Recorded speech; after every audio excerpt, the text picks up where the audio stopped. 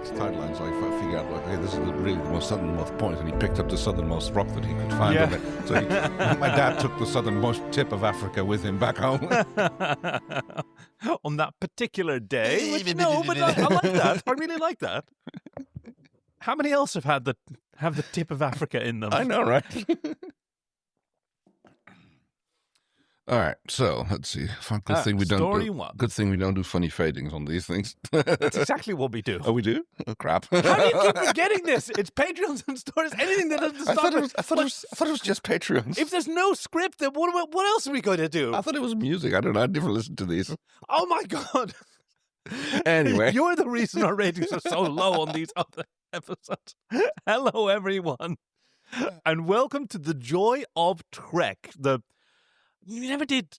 Oh, if we ever did figure out a title for this, then we seem to have forgotten. Yes, that's I think we've asked about this a few times for people to help us, but I don't think anything's ever come from that. So anyway, oh god, this temporal vortex just plays havoc with our brains. It is very annoying. So, what are we doing this week? We are doing another story, and it is called Course Correction by Ruchira, I assume. I'm sorry if I'm molesting that name. And let me see. Ooh, sorry, that was real loud. And according to the summary, this proposes a different ending to Course Oblivion.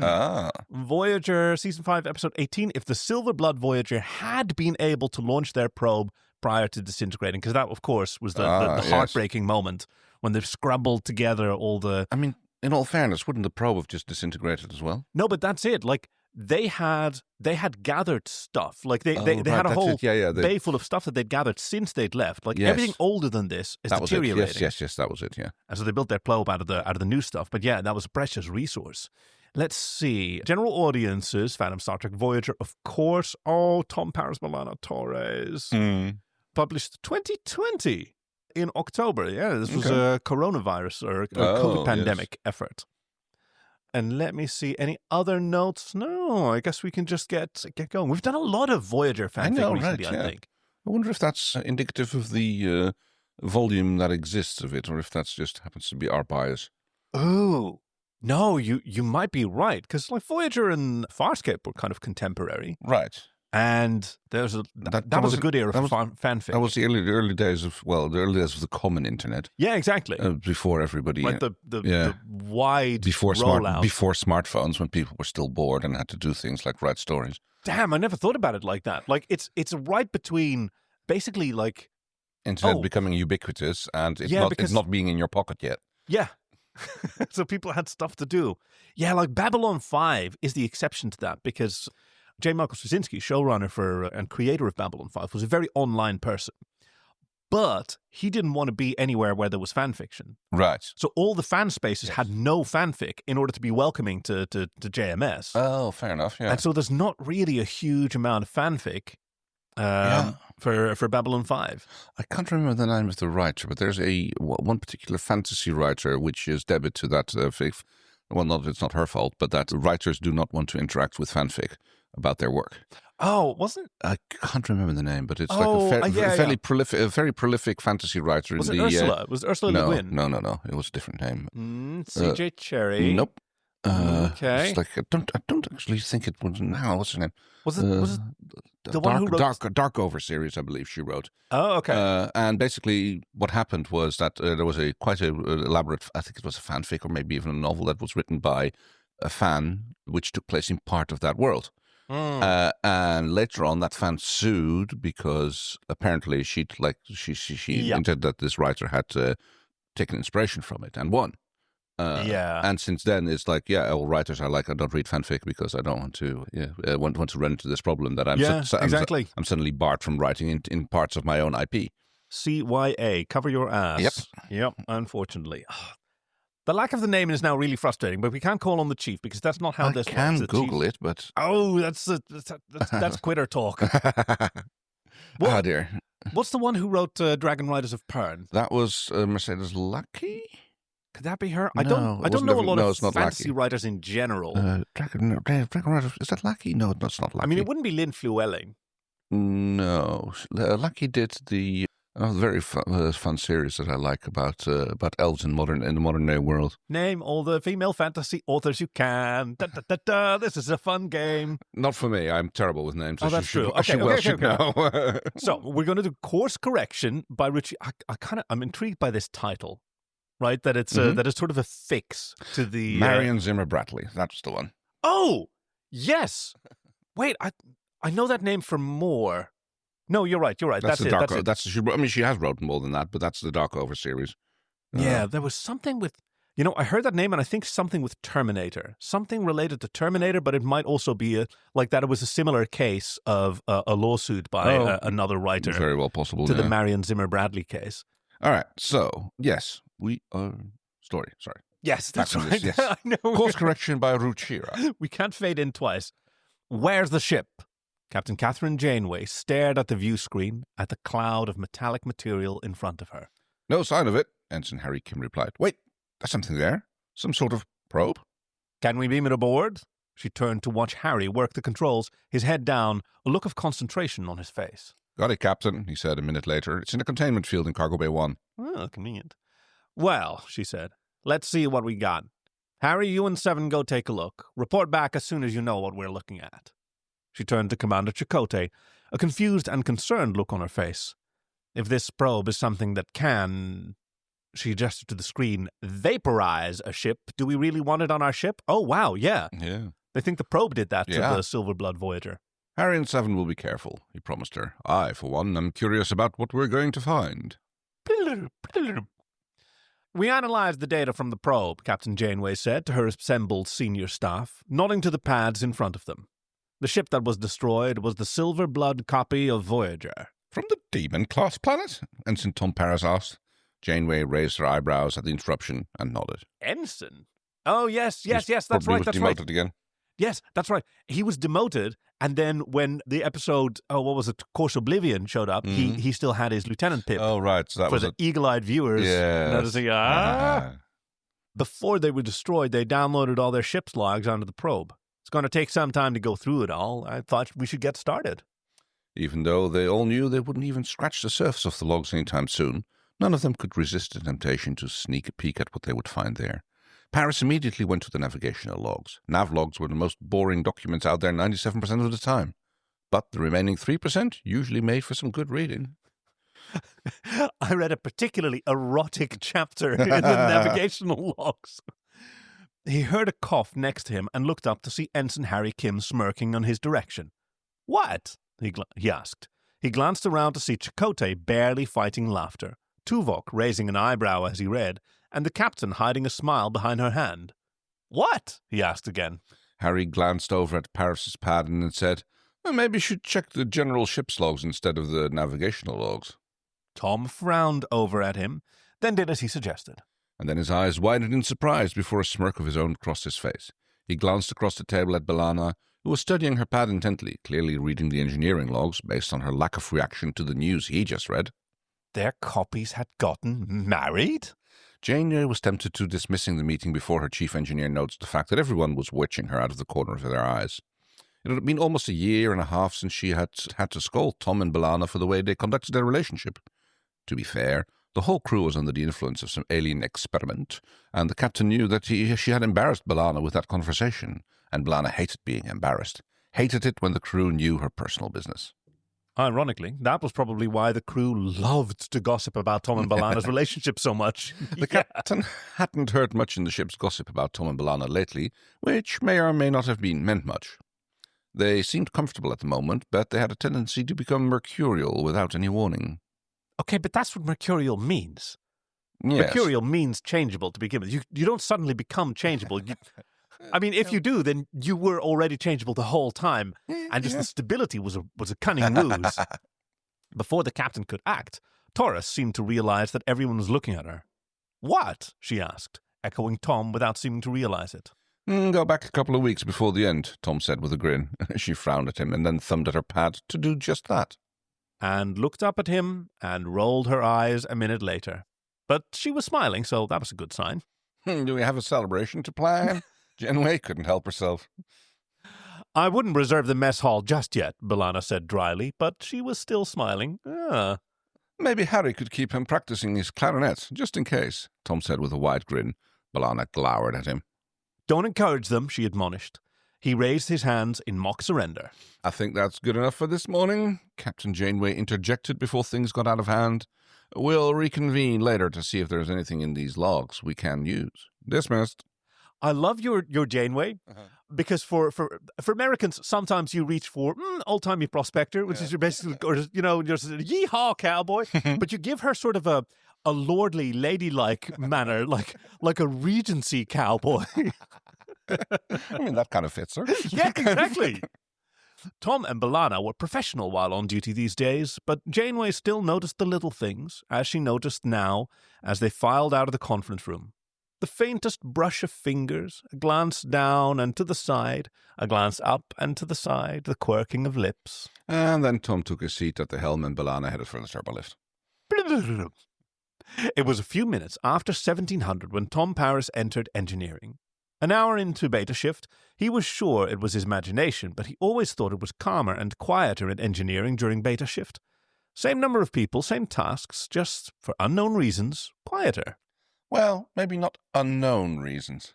A quick glance of the lower level didn't reveal the sight of a slight half-Klingon chief engineer, so he figured she was upstairs in her office. She liked to do the engineering logs at the end of each day. He did the nav logs once a week, but his were easy. Position at the start and end of each shift, who was at the helm, anything interesting that they saw, which was usually nothing. Engineering logs, on the other hand, involved a lot more people doing a lot more things that were a lot more complicated. She's upstairs, Lieutenant Joe Carey said when he noticed Tom. Paris gave him an innocent look. What if I was here to see you? He asked. Oh, I still need a rematch at Velocity. Book the holodeck for it, and I'm there, Carey promised, but still, she's upstairs. Okay. I wonder if there's any fanfic pairing Tom and Lieutenant Carey. Sweaty sports clothes. I mean, I don't even know what Velocity is for kind of game, but... Oh, that's a good one. I sort of imagined it was the racquetball game that Julian Bashir wears his spandex condom for. Right, yes. With Miles, but that was just racquetball, wasn't it? I don't know. I mean, it's something... It's probably... Adele, maybe? It's probably O'Brien throwing out his shoulder ball. Hey, if it's called Velocity, it might be Hyali. Yeah. Ooh, yeah. Paris grinned and headed to the lifts. To his surprise, B'Elanna wasn't in her office, but leaning against a bulkhead, studying the warp core. She blinked in surprise when she noticed him. Did I miss dinner? She asked. No, he said. It's only 1700 hours. He moved next to her and leaned against the same bulkhead, close enough that their arms were only millimeters apart. He didn't explain why he was there, and she didn't ask. And they just stood there in companionable silence, both contemplating the swirling blues of the warp core. He liked her like this. Well, he liked her in every way that she was. But like this, when she was calm and content, he liked that, and she had a few moments of peace. Do you think it'll work? He asked. The enhanced warp core? Oh, yes, they got the enhanced warp core specs from the Silver Blood Voyager this time. Yes. Oh. I don't know, she said. There's a lot of data to sift through. That ship, that core, it was all made out of the Silver Blood. I don't know how much of it was real. But she would spend hours upon hours trying to figure that out, because that's what she did. How do you think he proposed? She asked after another long period of silence. Oh. Her voice was light, and he appreciated that she wasn't taking this seriously. They were both still facing the core, but he knew her, knew every smile in her voice, every expression, every eye roll without having to actually see them. Him? He asked, his voice just as light. I assumed it was her. Probably in the morning when they were both getting ready for their duty shifts and tripping over each other in those tiny quarters. She probably tripped over his boots again and said, "Damn it, Paris, we practically live together already. We should just make this legal and ask the captain for larger quarters." She snorted. "You'll still leave your boots in the way, no matter the size of the quarters." She was smiling, still facing the warp core. I figured he had some big romantic evening planned, and then Harry comes in with some extra holodeck time or something. So he does a rush job of it and then goes off and plays Captain Proton for a few hours. No. Tom gave her a wounded look. "He would never," he said indignantly, and then he snorted again. "Why not?" she asked. "You do it at least once a month." He was still smiling, though, so he figured she wasn't that mad. "Not when there's something important," he said softly. He was looking at her now, and she turned to look at him. "We've never talked about our relationship, its longevity, where we're going. Well, Since the first time we talked about it when we decided we weren't going to talk about it. She frowned at that. In the turbo lift, he prompted, and a look of realization crossed her face before she rolled her eyes. We were being experimented on, she reminded him. Huh. I wonder what episode that was. Still, she puffed out a laugh and kissed him on the cheek, something she rarely did when they were in public. You're stuck with me, Paris. I've put in far too much work into turning you into a good partner just to kick you to the curb. All I have left is to figure out how to fix the issues with the shoes and the pizza crusts. She smiled at him, then rolled her eyes. By the way, there is a solution for the pizza crusts. Yes, eat them. Yeah. They're good. Yeah. It's bread, man. I don't understand what are you people doing? Don't eat pizza bones. Why? Yeah. Anyway. I do not dip them in the sauce. They also, when they're cooled, they're still tasty. Yeah. And they've got a nice crunch to them. And yes, marinara sauce. Marinara sauce is right there. Olive oil is on your table. You're eating Whew. I do not like any of the other women on this ship nearly well enough to have done the hard part of making you a good boyfriend. Wow. Oh, you think I'm a good boyfriend? He teased. That's such a good line. You'd better be if you stopped leaving your You'd be better if you stopped leaving your shoes in the middle of the quarters, she teased back. I love you, he said a minute later. I know I don't say that enough, but I don't ever want you to doubt it. I don't, she assured him softly. And pointedly didn't say it back, I noticed. If you cut out that other line, I love you. Oh, I don't. He briefly debated proposing right then and there, but knew she would roll her eyes and tell him he was just reacting to what they had read on the other Voyager's logs. Even though the truth was, he had thought about it frequently in the last year. Thought about it a lot when he was struck on that damn planet in the gravity well, as he told Nos of B'Elanna and their stories and everything he loved about her. He had told himself then that if he ever saw her again, he would tell her he never wanted to go another day without seeing her, would ask her to marry him, would get down on his knees and beg if he had to. But then they were beamed back onto Voyager and immediately went to sick bay. B'Elanna had come down a few minutes later. She gave him a kiss, told him she loved him and was glad to have him back, and then went and checked out the doctor's program. She confiscated his mobile emitter until she could check it further, but otherwise gave him a clean bill of health, and then gave Tom another kiss and told him she'd see him that night after she'd got off shift. And she was gone, not giving him a chance to get a word in edgewise the whole time she was there. By the time they saw each other for dinner in his quarters that night, he had told himself that he would roll her eyes and think his proposal was just a reaction to being stuck in a gravity well for 2 months. He had chickened out. We're comfortable, he finally said, and when we get comfortable, I get complacent. Not just you, she said. We both get complacent. You spend more time on the holodeck with Harry, I spend more time in engineering. We never see each other, and when we do... We get annoyed with each other and start fighting again, he finished for her. Every relationship had their patterns. He wondered why theirs were so destructive. So, what do you think? He asked after a few moments of silent contemplation of the warp core. Do we go for larger quarters? Someday, she replied. Not yet. When? She thought about that. When we get comfortable and complacent again, and one of us gives the other an ultimatum, probably. Another pattern of their relationship, only moving forward when there was no way to go back. She gets some violently Klingon version of the Vulcan Ponfar. He admits his feelings for her. They're about to die in space. She confesses her love for him. He gets locked in the brig for a month. They all but move in together. Let's be comfortable where we are for a little bit longer, even if we get complacent. Huh. I like that. He nodded. He was comfortable, and not in any sort of rush to get anywhere. It's like you're in the Delta Quadrant. The only thing you're rushing to as far as Earth. Yeah. It was nice to confirm that they both agreed on where they stood, and he figured they'd both know when it was time for the next step. And the one after that, probably. The one where they'd talk about how horribly screwed up any kids of theirs would end up being. Ooh. Dinner? He asked, straightening for where he had been leaning.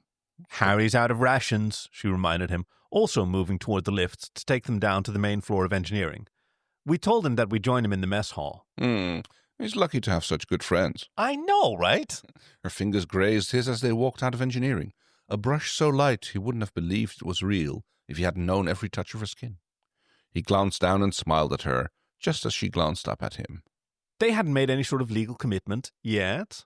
They didn't have an enhanced warp drive yet. But they had something the other Voyager didn't have. They were real. Ooh, ooh. That's interesting. Yeah, hold on. No, I get what the author's going for, and obviously we're always on the... But, like, Am I Real was such a big struggle for them. Oh, the poor... Yes. But yes, that's right. They're made of baryonic matter, and they get to exist in this universe, and they don't have to be in their own habitat. Woo! That was a hell of a story. Yes. So, thank you to... Oh, where's my... Ruchira? Yes. Pardon us. We always look for pronunciation guides whenever we're provided them by our beloved listeners. Not available right here. So, yes, that was another I've got nothing. Time. No, I've got nothing either. We'd end of episode. Next time we will be here again with a regular episode. Chief will probably announce what it is. Oh, I feel the walls closing in on me. I don't have a script or anything. We can't fade it out, can we? No, we don't found anything. We just go... I'm leaving Starfleet. Energize! We hope you've enjoyed this week's episode with the friends Kay and Kaki. Production, editing by Chief Engineer Greg, and music by Fox Amour. Join us next week for Breaking the Ice Enterprise 108. Visit joyoftrek.com/links to send us recommendations, support us on Patreon, or to find us on Blue Sky. We'd love to hear from you. Thank you for listening to The Joy of Trek, and we'll see you out there.